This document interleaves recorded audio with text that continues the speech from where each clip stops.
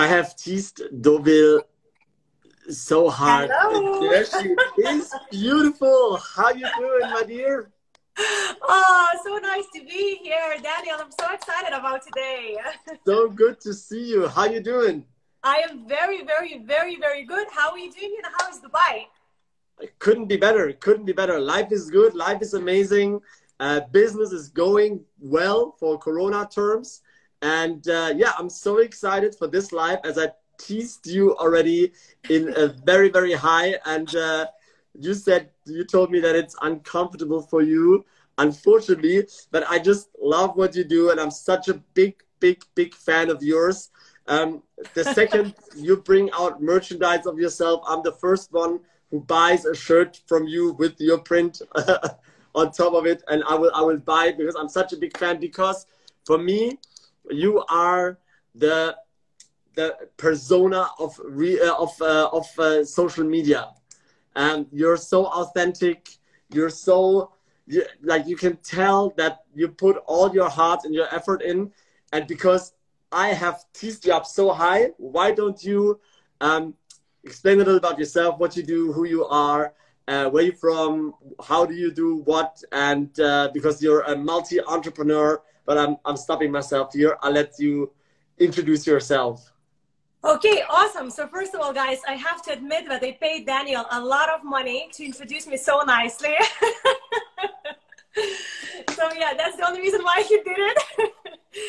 But yeah, I have wedding planning business in Tenerife. But then after running this business, I learned so many things about building personal brands. I realized what is an amazing power of social media. And currently my main thing is actually helping women to build a personal brand and to start their own business. So I am also now a business and a personal branding coach for women entrepreneurs. So yeah, awesome. That's what I do. And Daniel, I can also see that it's joining a lot of my audience here, us today. So I want you to also introduce yourself a little bit. I've been teasing my audience so much about what you do, and I told them some amazing things about you. So please tell them as well about yourself. Yeah, my name is Daniel. I'm living in Dubai. We are right now in the tallest building of the whole wide world. Oh my God. Yes, we are in the Burj Khalifa, and I can show you a little bit of the view. We are on the 50th floor. Unfortunately, it's reflecting. Wow. Yeah, we are on the 50th floor high, around 250 meters up in the sky. And we have still 90 floors above us. So I'm only on one of the low floors. Yeah, I'm a real estate agent, and I've been awarded top selling real estate agent of the whole of Dubai out of 14,000 real estate agents in 2018 as a top performer. And yeah, I'm also like building up a coaching business right now, teaching real estate agents how they do business like I do, because what I do, and this is what you and I have in common, not only the amazing high energy level and that we are so talkative and so approachable, but also I'm teaching people how they can build a business like I did, based on my personal brand and based on my on my little niche that I have found myself. And this is the crossroad between you and I, which I think is so fascinating. It's so amazing because we met each other through your boyfriend Kai, yes. as also a German, and yes. we met here in Dubai when he used to work here before he moved to Lithuania, which was the best move of his life. So because you met me. exactly. So big up to my friend Kai. I miss you guys a lot. I miss your energy. I miss to be surrounded by you. So I hope you come back to Dubai very, very soon. Yes, definitely, Daniel. We're definitely going to come back to Dubai, and Dubai definitely took my heart very much from the moment I visited. I just have one question I wanted to share, to ask. As your pro of all the lives, do you know if my audience are able to join me if they see that I'm online now, like live yes. now? Yes, it's okay. Yes, yeah? Because they see that you are live right now. But okay. I have a tip for your audience. So if they hit the hearts, they will get their followers to know that they are live with you. So please, guys, hit the heart button while we are doing this live.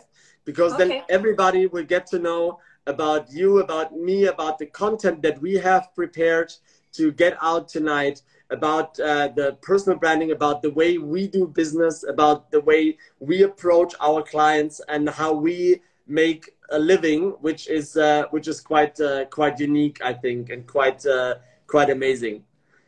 Definitely. Okay, perfect. Now you see it's all going on perfectly well. So yeah, Daniel, to be honest, I couldn't find a better person to talk about personal branding and social media, and I'm very excited to dive into this. As we agreed, we're going to be just chatting with each other, but I would love to start about one common thing which I see a lot of people have, especially my clients, because I work with a lot of people who are, you know, they are starting to build their personal brands, and one big thing they all have in common is that they feel very scared to try, to begin, to put themselves out there, to speak in front of camera. Is there anything what you can tell to these people, and is there anything how can they practice getting better and more comfortable and, you know? 100%. I mean, I have the exact same conversations with my coaches that I'm coaching, because they are scared to like take the phone into the hand and like talk to this glass piece, right? Because it's a very unusual thing to do. Ah, you're still here? Ah, you're still there. Okay, good. So I was just loading. So what I'm telling them always is like, they are already good, you know, they are already good if it comes to a one-on-one conversation. But the opportunity by building content is you can talk not only one-to-one, you can talk to 1 to 100, 1 to 1,000, 1 to 10,000 in your case. So this is the opportunity that they need to understand. And then this barrier is lower. And let's be honest, it is a barrier that we have to overcome. We have to overcome this fear like anything. If you start in your job, if you started your wedding planning business in a new place, you had to overcome fears to become what you become. You know, people always see the end result, which is great. But the fears and what we had to overcome in order to achieve this, it's not hard, actually. That's the exact part. Like, it's not that hard. Just do it. Yes. Fuck it up for 10 times. You know, it's okay. At the end, at the beginning, nobody's watching you. And also these little mistakes, they make you approachable. And that's the beauty of it. Social media is not about perfection. It's exactly about imperfection. It's about the personality that you are. And nobody who's watching you is perfect, or us, right? This is like, whoever needs to hear this, take the camera out and don't look for perfection. Don't look, how is my hair? How's my makeup? Look, I'm tired tonight. I had a long day, you know, like very stressful, etc. So, but it's not important. It's not important because social media is such a short lifespan, because there's so much content coming out. But so you can reach people. Yeah, you can reach people, and by acknowledging that there is not, you know, you will not change the world with one video, but you will change one person at a time with every video that you make. 100% agree. I love that part about being imperfect. And actually I have one amazing example to share. So last week I created for the first time my like personal brand blueprint, and basically it's like a 22 pages digital resource which I made, and I wanted to send out it to all my subscribers because it just opened up my, you know, personal website. So I wanted to send out this document, and basically I fucked it up. Like, I totally fucked it up. I didn't know how to send the emails properly. I lost half of the emails. It was a horrible experience because it was the first time I was trying to figure it out, you know, how to kind of set up email marketing. It was my first experience trying to do email marketing. And basically I was 2 days behind the time to send this, you know, blueprint, because I was late trying to figure it all out. And then instead of like pretending that everything is cool, I just literally turned on the camera and I said, guys, like, this email marketing thing is new for me. It's so hard to figure it out. I am behind. This is going to be with you. Let you know, just like I'm figuring it out.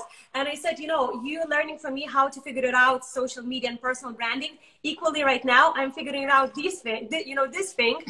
And I received so many comments from people saying that this was so refreshing, because it really helps to realize that we all start somewhere. And, you know, we don't start and we perfect immediately. We start and we don't wait till we get perfect. We start and we become perfect then, you know, in the process of that. Exactly. And that's exactly the beautiful part, because the people have to realize nobody is interested in the end result. Everybody wants to know, how do you get there step by step? And my biggest follower group, my biggest fans and supporters, and they follow me since I had 1,000, and I have only 8,000 something, right? It's not a lot. But these are my biggest fans, because they see me grow month by month. They see how I develop, how I become a better person, and how I become a better professional in what I do. And this is the most important part, guys. Like, go out there, share what is on your heart, share your thoughts, because you will reach somebody, and you will never reach everybody. This is also one important thing. Yes, there will be people who will be maybe annoyed by you, or will be in disapproval with you, or disagree with what you say. But this is just part of, you will not reach 100%. I always tell my coaches, if you want approval of 100%, then you have to become Kim Jong-un of North Korea, because that's the only guy in the world who has 100% approval with his people. So you don't want to be in the same line like Kim Jong-un, and this makes it very easy for the people to, like, okay, you know what, I can handle this approval. That's all right. Yes, definitely. I think this is a very, very good advice. So we both can just basically say that, guys, you just have to start, and you have to get better as you do, and just don't wait till you become like perfect and then present yourself as this perfect person who has it all together. Better, you know, bring the person, take them on the journey and show them how you grow, and, you know, teach them and let them know how you're developing, and take them on this journey together. Because that's the reality. This is a struggle, right? This is effort that we put in. This is not this is not always a joy, you know. But to build this, I mean, you have such a big reach. You have such an impact in Lithuania, and you know, my wife is from Belarus, so I know like how it works with like smaller countries and smaller communities. So that's why I said that you are a celebrity in Lithuania, because it's true. I know if you don't acknowledge it, but it's true. But that's I don't acknowledge it, no. but in my opinion, you are, and that's just, people only see the end result. But I know from stories of Kai, and when we met, about what you went through, to become this person, to become such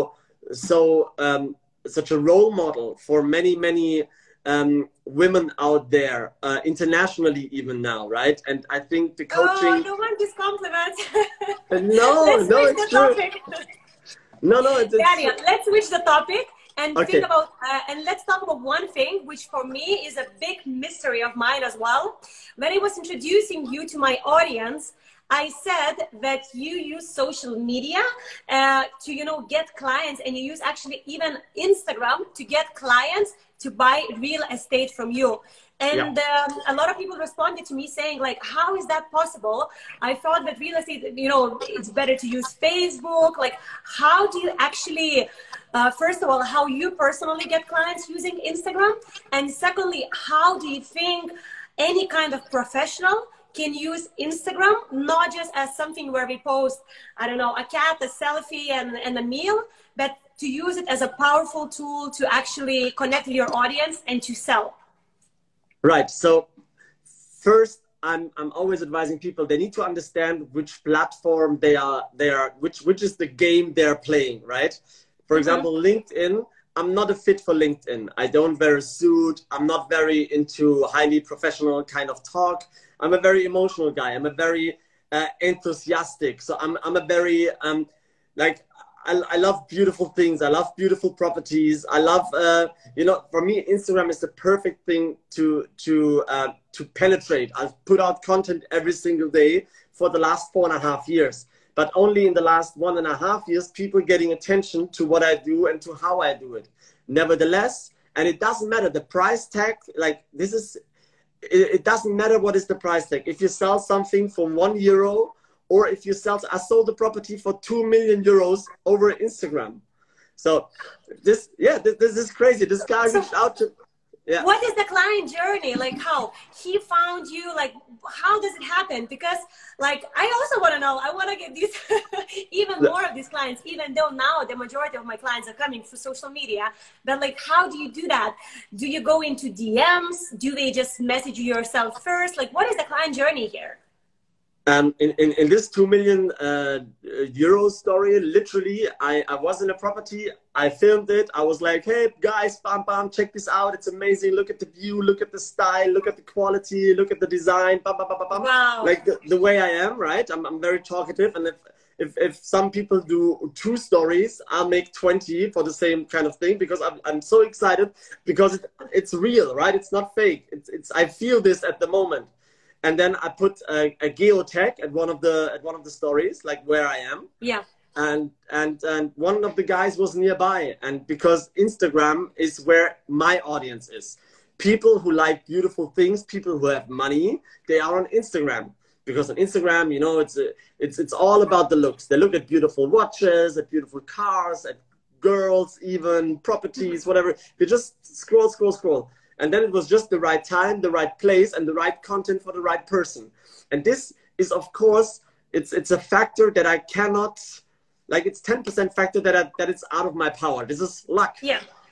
But if I wouldn't even put out that content, my chances would be 0. So exactly. I can decide if my chances are 90% or 0. So by putting out content, my chances are always 90%. And 90% is closer to closing 100% than 0. So this is the way how I look at it. And you just have to understand which platform fits for you. Like, I know some people that are very successful on YouTube, but YouTube has too many rules and regulations and videos and advertisings and blah, blah, blah. Like, for me, I just want to put out stuff and move on with my life.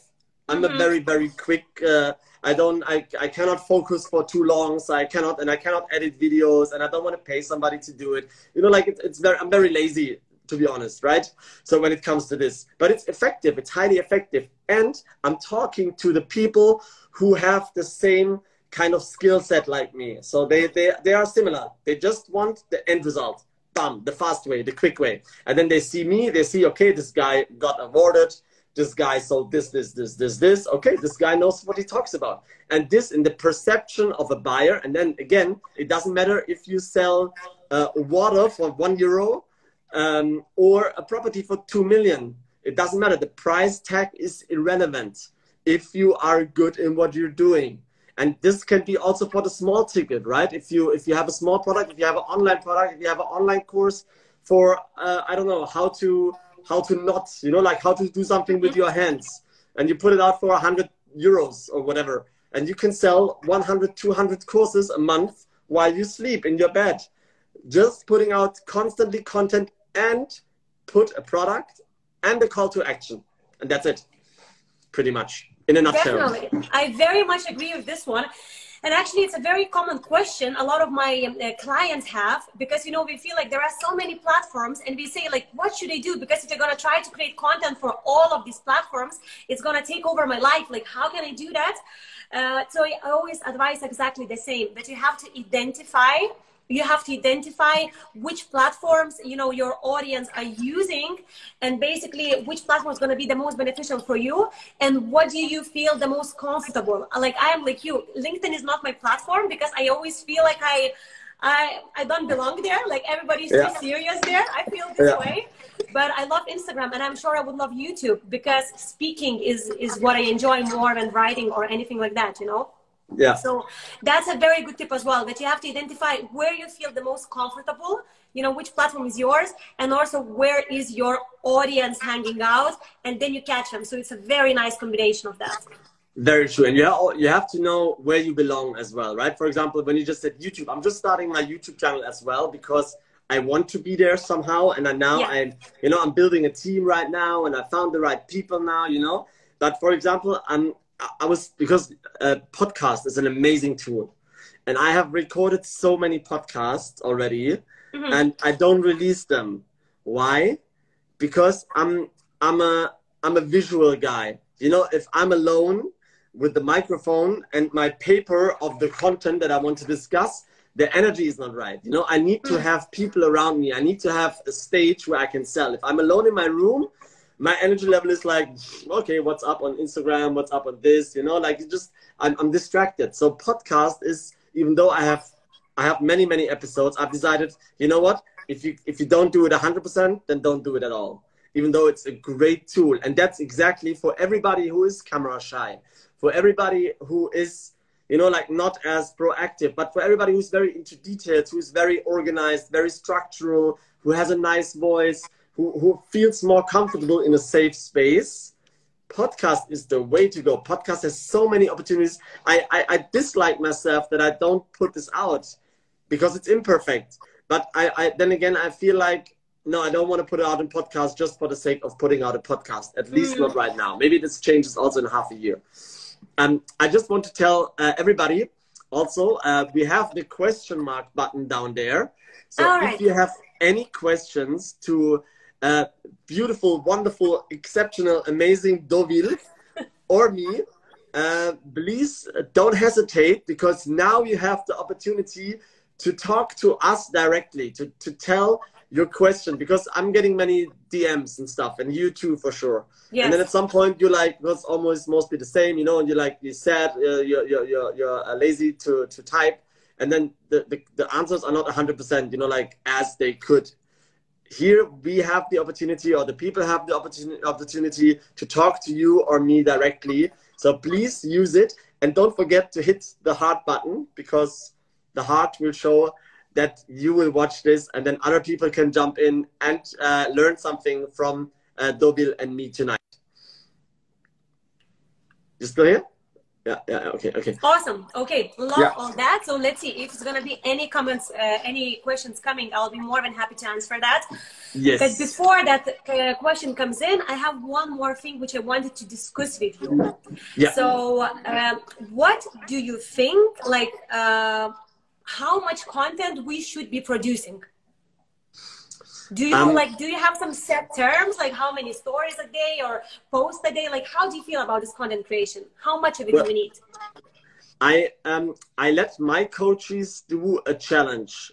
Every week they get a new challenge, and one of the challenges is to make 30 stories for 30 days and 3 posts a day, just to get into the content creation mode. This is not mandatory, but for me, my idea, my thesis is that content is king, and content doesn't need to be perfect again. So not every information that you put out there needs to be 100% valid and researched for 2 hours and stuff, you know, like just get your message out, get your mood out. So I would say, when in doubt, rather more than less. This would be my advice. So rather put more out and try to reach more people. Also, I'm myself, right? You follow me, so you will rarely see me talking about real estate facts. Mm-hmm. Nobody knows about the rental returns, about the development status of some blah blah. So I'm talking very about motivation, positivity. So I'm talking to many things, not even real estate related. And this is what people exactly like about me. They're like, oh, you know what? You're not as boring as the other guys. So, because I don't really touch the real estate topic. If you want to buy, of course, we go through all the details. I can do this as well. But that's a one-on-one thing. But to put out the content, there are so many people who just like read the facts, you know, like, oh, this costs so much, and this costs so much, and this has so many units, and this is so big. It's nice. It has value. It has content, but it's not the content that I want to put out. I have decided to position myself as the crazy mindset guy who talks about passion, and because that's what I'm all about. Like yourself, right? I was all my life self-employed and did only where my heart was going to. I mean, before you went into the bridal business, to the wedding, have you been into the wedding business before? No, I literally, same here, Daniel, you know, it's like my heart totally belongs in entrepreneurship, and I feel like I would rather work 100 hours 100 hours a week, then I would have to go to work just because it's definitely my thing. But I know people who are very satisfied with the job, including, for instance, my boyfriend. He loves his job. He's absolutely fulfilled doing that. And that's amazing to see. It's just not a cut for me, but it's very important to understand yourself, you know, and then you can act accordingly once you know what you want to do. And yeah. And that's also a thing. Even if you have, I mean, my wife is the same, right? We have always the counterbalance in the relationships, right? So yeah. But even if you are that type of person, you don't have to be super outgoing. I know so many people, they have 300, 400 followers, but they close deals. I have, like, from my own coaches, they have less than 1,000 followers, and they find people through social media. They find people who they can add value with the knowledge they have. And this is not exceptional knowledge. This is just the niche knowledge. And also, the more precise your niche is, the more money is in there. This is also what, right? Let's dive into this. Let's dive into this, yes. Please. Like, I want to dive into niching down. I want to dive into niching down so much because that's something.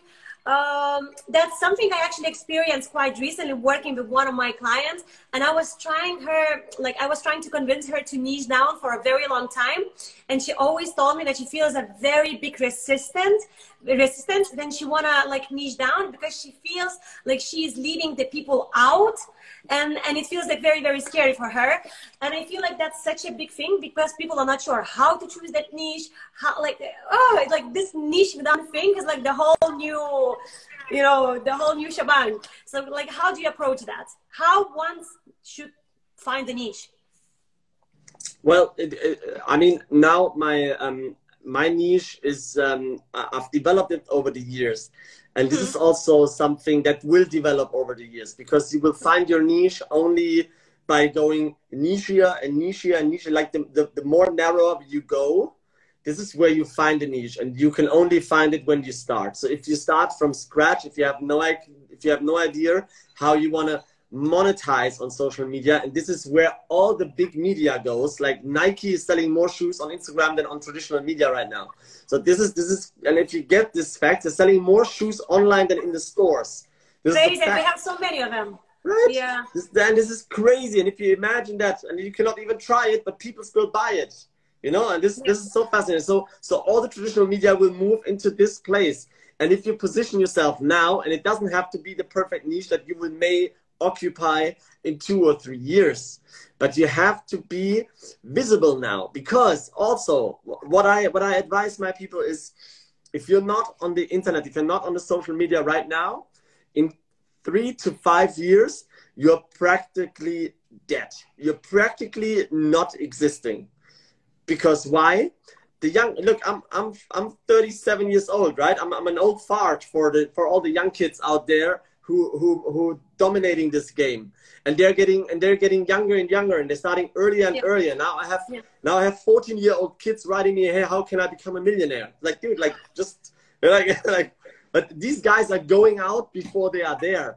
But in 3 years, they have such a position and such a visibility that any clients want to scroll back now and see, okay, this guy is legit, or this girl is legit. And that's why you have to start right now, even though you don't have the niche net, and the niche is not yet important. Find something that you're passionate about. Find something where you can monetize as well. Passion is one thing, but passion only gets you so far. You know, passion, I'll compare passion with love, right? If you find something that you love, good, go with it. Like, but that doesn't mean that this will make you successful. What makes you successful is the hard work and the persistence and the resistance. Like, it's like a relationship. If you love each other, okay, you stick together. But that doesn't mean that if there's a dark time, you split apart. No, you walk through it, and this will make you successful. And if you find something that you like, that you're really passionate about, that you can talk about 18 hours a day without getting bored, this is your passion. And then you just have to narrow it down. You have to become an expert. You have to become a thought leader and a voice in this kind of industry. And then the success is yours, for sure. So, okay, but coming back to niching down, like, so you think the person who doesn't know how to niche down, and, you know, at the moment, let's say, I have some clients who start working with me and their social media presence is literally all over the place. And we say, I don't really know where I want to go, how I want to position yourself. So what should be the first steps the person should be taking?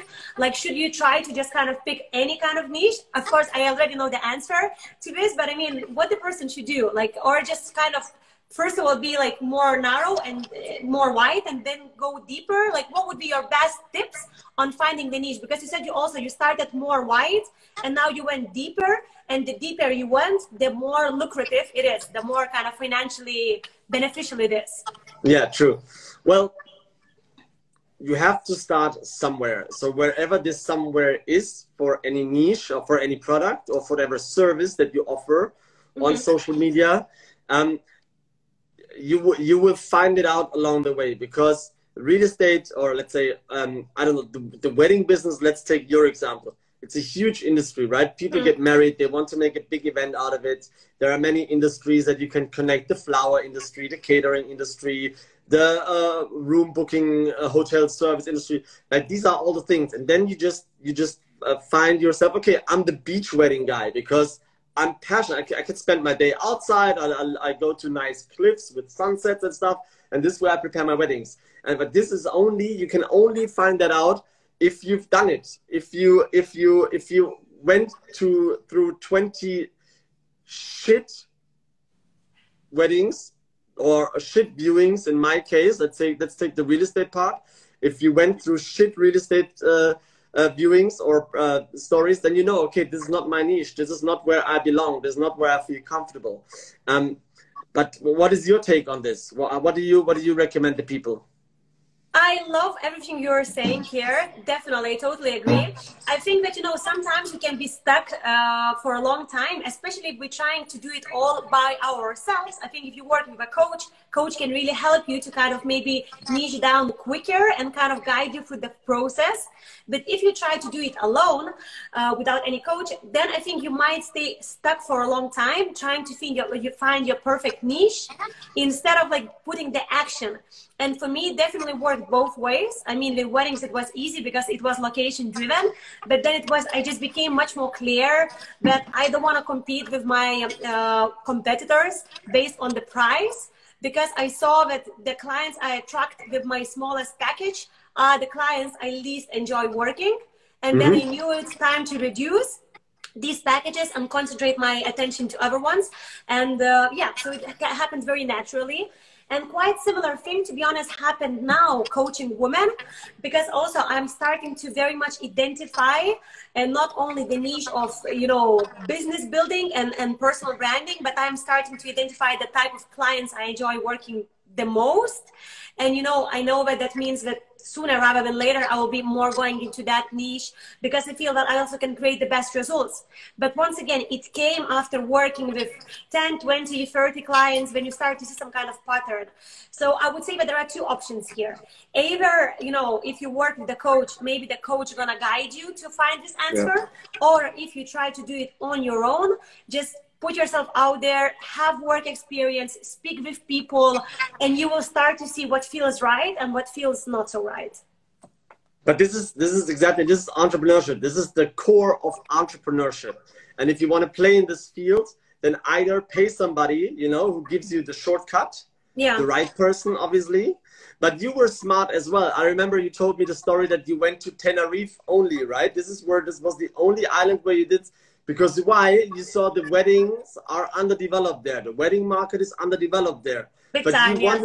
So why would you go to Mallorca or to Ibiza where the market is overcrowded? Because in theory, everybody has these big, beautiful islands in their minds. But then you say, hey, you know what, guys? There's Tenerife right next door for like 20% less or 30% less. Like, let's go there and I'm your guy or girl.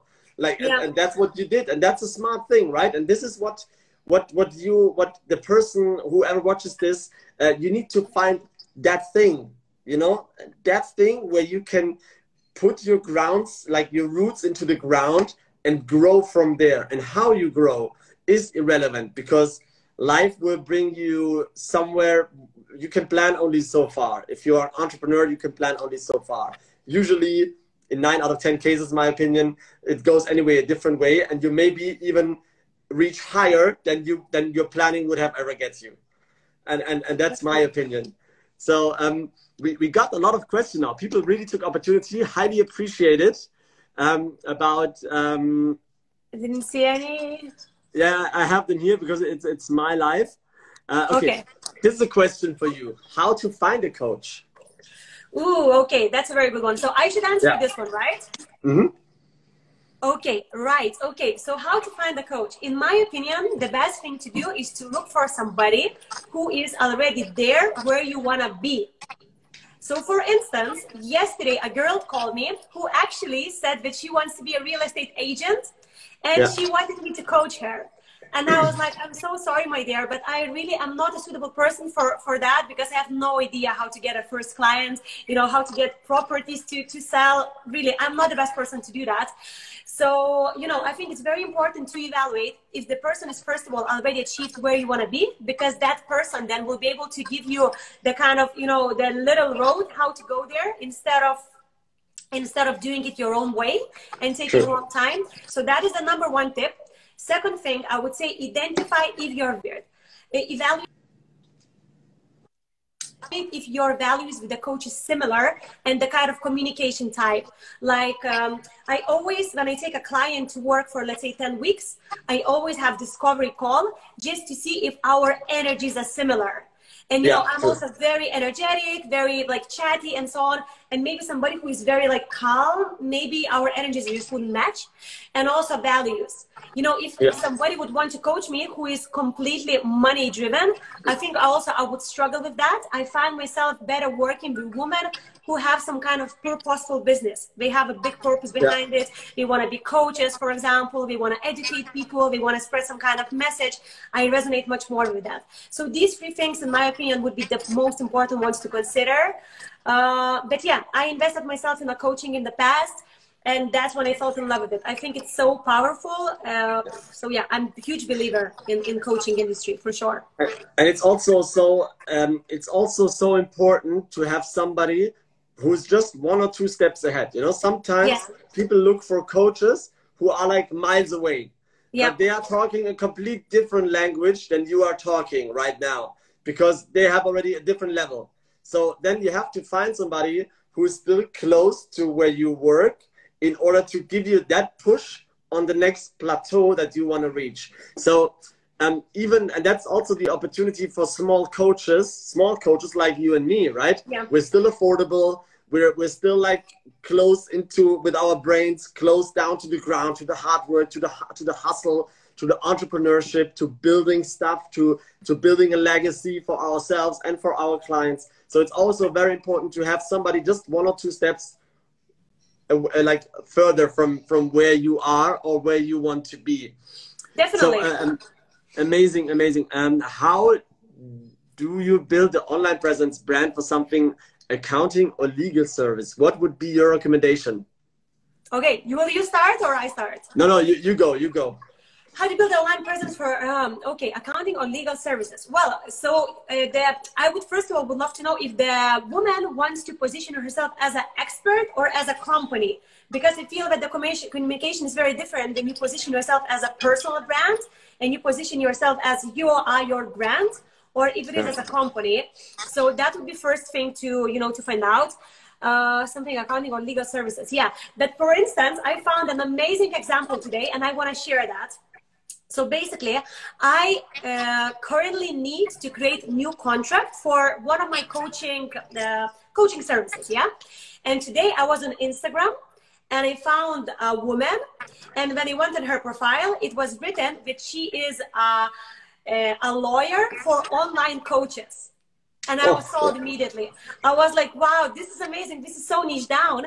And I immediately knew that if I contacted that person, she will know the exact struggles I'm facing. You know, she will be so good in the coaching industry. And I was so sold. So once again, we're coming back here to niching industry, you know, to niching down. So that could be also something amazing, that you first of all niche down and then just position yourself as the #1 answer to the problem your ideal customer has. And then Amazing. it becomes super clear what content to create, how to position yourself, how to communicate, because you know who you're talking to. You don't try to, you know, touch somebody who needs contracts for, let's say, real estate agent. Coaching, wedding industry is also different. So I think that that could be one of the takes to consider. What about you, Daniel? What are your thoughts? 100%. Like, I couldn't agree more. I want to add one more thing, because you said something super, super important, and I want to line it out. Because you said that you have to position yourself as the #1 person of knowledge. And this is so important, because I positioned myself as the #1 agent before I've got awarded, right? So I've told them, like, I'm your #1. And that's the main thing. Like, people have to understand that it's not important. I'm not #1 today, for sure not. So I was one time #1, which gives me the approval to be #1, right? Yeah. But in the perception of the client, he only sees, okay, this guy is the #1. Okay, I want to talk to him because that means he has something to say. And you don't, and only by talking, or only by saying that I'm the #1, I became #1. Because you don't become #1 by saying you're #4 or by saying you're #20. Say you're #1. Be proud, be bold, piss some people off. Yes, that's also part of it. Many agents here in Dubai, they think like, oh, who is this arrogant guy who thinks he's #1? I don't care what the other people think in my market. I care what the people thinks who finds me on social media. This is the only person I'm caring about. So being part of being like branding of #1 is part of the pitch to my potential client and to my potential income source, right? So this is very, very important to have this. But look, it totally worked, because you were saying you position yourself in your head as a #1, and then you got nominated as a #1. Exactly. So it totally worked out, because I feel also when you decide that I want to be #1, I don't want to be just average, you kind of go for it. You know that you not going to play here like an average level, you want to perform. And when you have yourself expectations that you're going to be #1, you work different, you come with a different attitude. And that's then, you know, ends in the result which we want. We become #1. Exactly. It's a self-fulfilling promise as well, right? So if you tell yourself I'm #1, you have a completely different work ethics, because you want to be #1, because it's everywhere written on your social media. Okay, let's see, what is this question? If you'd have to choose only the most effective thing in terms of sale, that you tried Instagram, what would it be? Okay, do you want to start or I start? You can start. My God, this one was so easy for me. This one was so easy for me.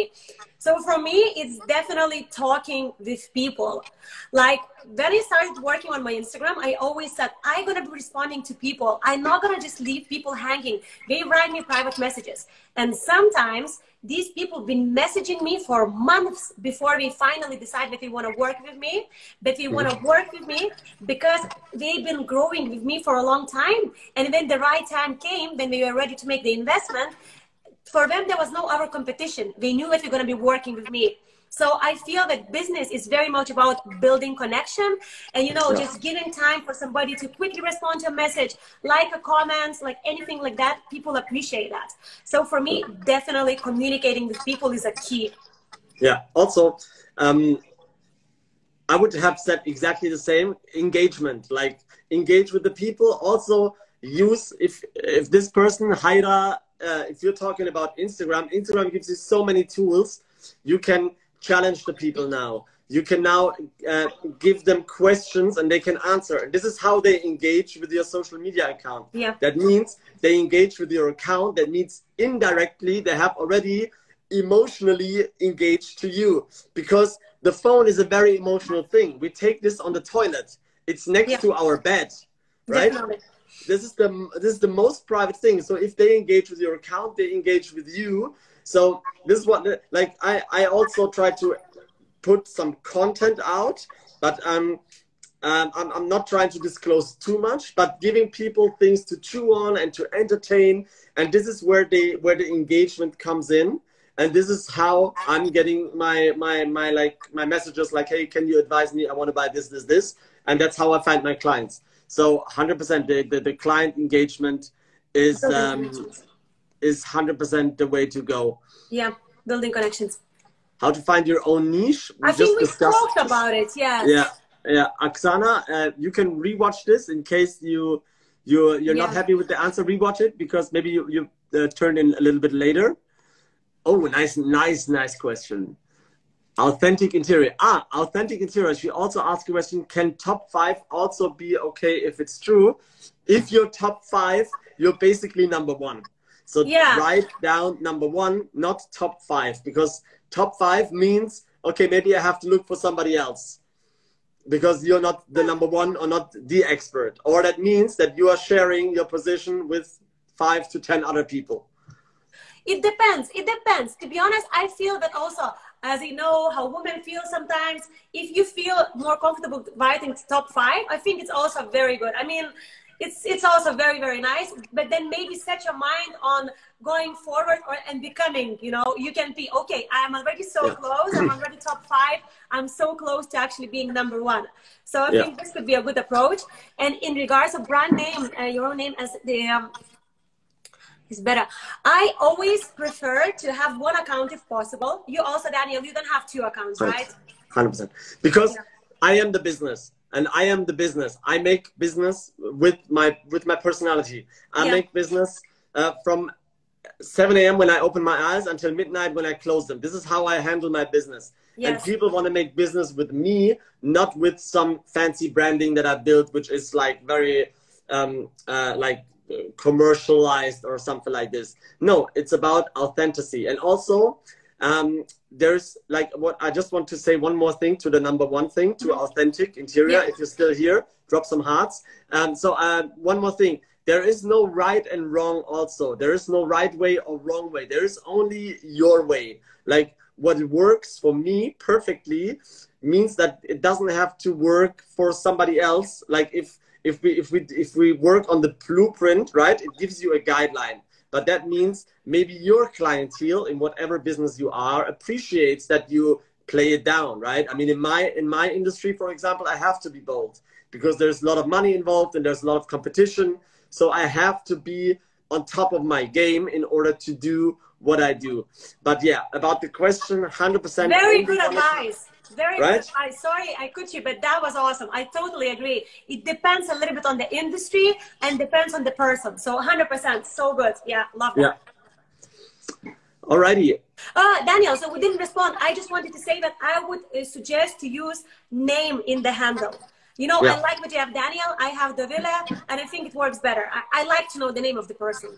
Yeah, 100%. That's the I mean, that's the only way to go. There's no like brand name or something like this, or company name. Is there a difference between services and product management in Instagram? Oof. What does it mean? Okay, I think that here is talking about somebody who is, let's say, in e-commerce and somebody who has, like, let's say, services industry. That's how I understand the question. Could you just specify if this person is still here? Because it's a little bit confusing, the question for me as well. I mean, if you're e-commerce, of course, your communication is very much different than if you are a personal brand, let's say. So yeah, there is definitely a difference if that's the right question, if that's how we understood it. Yeah, definitely. All right. This is a nice question. What tips could you give reaching out in a new country? This is what I've done, right? I moved to the United Arab Emirates without any knowledge about real estate, without any knowledge about my job, without about the country, etc. And I became a real estate agent later on. Dovile knows that I started as a DJ here in Dubai. So before that, I was a DJ worldwide playing. And so how did I start here? I became the German agent in Dubai. So now, because I'm German, so I'm becoming the #1 go-to person for German speakers. And these are Austria, Switzerland, Germany. So this is a big audience. Also Dutch people, you know, some of them. So this is a huge audience to reach out. It's over 120 million people right there, right? So if I'm in a new country, because I moved here, I position myself as what I am. That means I don't have to invent a crazy thing and pretend something that I am not am.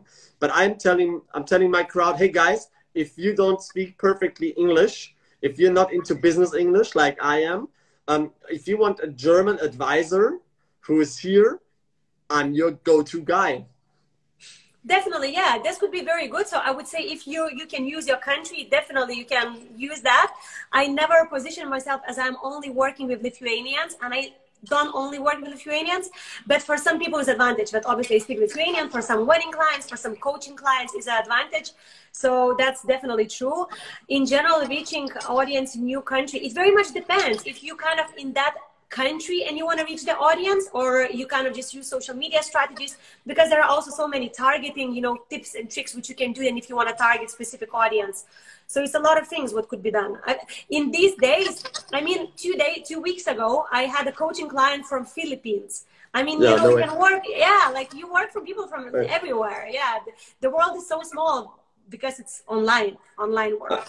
And also I have one more thing to add, even though it's not in the question, but this is the usual question that comes after that. Because then people ask, what kind of content should I put out in which language? So for me, that's so common. Yes. You do the same, and I love it. I love your stairway talk when you talk in Lithuanian, because it's such a beautiful language, and I never heard it before I met you. And I do the same, right? I do part of the content which is only really important in German. So, and I also I have a big followership from Germany. So hello to all the Germans. But I do some certain content specifically for Germans. If you don't speak German, you're bad. But let's say 80% of my content is in English, because English is an international kind of language. Everybody basically speaks it. And also by putting most of my content out in English, I cut out the people completely who don't speak English at all. Because these are also, like you said, the cheap weddings are the most pain in the ass, right? Yeah. That's for me as well. Like, you don't want to deal with anybody who doesn't even understand basic English. So if you do like a bilingual kind of content with the majority of the bigger language, let's say, even if you are from a Russian area, right? I mean, many people in the world speak Russian language, right? But they still have their own little dialects. So I would say, make both content in both languages, and try to mix it both in without putting a commitment on only one language. 100% agree. And I see that here also somebody saying, I do bilingual posts, but I struggle with stories. So I also have the same kind of problem sometimes. And basically what really worked for me, okay, so what really works for me is I often make story in one language, and then I kind of write the script, what I wrote, like the kind of main idea, either Lithuanian or in English. So I feel that then my people they don't feel like cut off. They feel like they're still kind of understand at least the basic idea of what I want to say. So yeah, navigating these two kind of. 100%. There's an important good research. I think it's important to do good research about your new target audience. Yeah, I think I want to add, I think sometimes the audience finds you. You cannot find the audience. Like what I do now with the German investments, etc. I sold so many properties to German, Swiss, Europeans. I wouldn't do it without putting out the content, and the audience basically found me. So I found the demand in the German market and made millions of euros of sales, because I saw, like you saw with Tenerife, the opportunity. I saw the opportunity in the German market, and that's how I put more German content specifically for them out. And that's how I made my sales in 2019 and 2020 also this year. How are your thoughts on content? How much is too much? We talked about this as well. What else do we have? How do you meet each other? We talked about this as well. Nada Pablo, please go and check out the live one more time, because we talked about this. How you met each other? How we met each other, or who? Through Kai, right? Yeah. Yeah, we talked about it. Let's see if we have some more interesting questions. Yeah, dope content. Thank you very much. How do successful management? Yeah, this is what we had as well. So many questions, but most of them we've almost touched it. Yeah, it's better to choose. That's a nice question. Is it better to choose a problematic audience who has a big problem, I can solve it for them, or that high-end audience? Interesting question. I'm curious about your answer. I don't know. I quite like a problematic audience if you can choose, if you can solve the problem, because, you know, entrepreneurship is all about that. It's about solving problems. So I feel that if you already have the perfect solution and the audience who needs that solution, I mean, I would probably go into that and then maybe later on. But if you have now a good opportunity, I mean, I would make the most of it. What do you 100%. think then? Oh my God. I love this question. Why? Because you are getting paid by the size of the problem that you solve. So if you solve a big problem, you can charge huge money. If you solve a small problem, you can only charge 100 euros, 500 euros, whatever. But if you really solve a big problem, that's why the more problem, and that's again, a problem is nothing else than a niche, what we discussed at the very beginning. A problem is nothing, like I'm solving $1 million problems for my clients. That's how I make that amount of money in order to, like, you know, like, because I've developed this niche and I'm reaching out to like 1% of the population in Germany, but I'm solving their problems only. And you get paid by the amount, like by the size of the problem that you solve. If you solve a huge problem, you can charge $100,000. I know people personally, they make millions of euros on social media every year, almost every month, because they're solving huge problems for investors, for traders, for entrepreneurs, and this is worth real hard cash. Crazy. Yeah. So it's, I love that. This is so inspiring. I think for everybody watching this, they can just feel like how much potential is actually in social media if they play it right and if they make the most of it. I mean, I hope it gets inspired. Like, I really hope that people get inspired to make the most of it. We have only 120 left. Do you see the counter on the top? Sorry, what? Oh, yes, we have only 1 minute left. So we're going to be disconnected? So, yeah, we will be disconnected. But what I would propose, because there's so many people watching, how about we do this again next week on your channel then, and we can continue this. Because we did it for 1 hour, and obviously it's a long time. I mean, 1 hour is the size of a movie. And Dovile, I thank you so much. And you know how much I love you, and you know how much I value you. And how I admire everything that you do, and I'm as I said, I'm your biggest fan, and I'm your biggest fan too. Right? I love the energy. I love talking with you about our business, about what is inside of you. Like, thank you very much for your time. Thank you so much. Mwah. Kisses and have a good evening. Bye now. And check this out for the next 24 hours on my account. Thank you very much. Bye. Bye.